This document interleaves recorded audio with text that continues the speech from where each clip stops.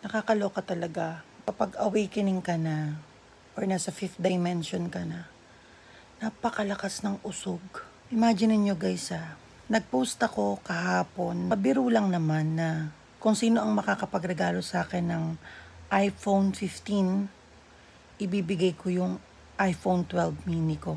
Same na araw, yung iPhone mini ko na napakatino na mahal ko, etong gamit ko ngayon, biglang nasira, bumagsak yung quality ng battery.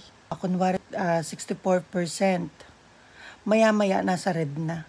Ganong kalakas ang ang bati. Kapag may pinupuri kang bagay or meron kang pinupunang bagay, negative or positive na salita, asahan mo mawawala or masisira. Kahit maganda yung sasabihin mo sa isang bagay, kapag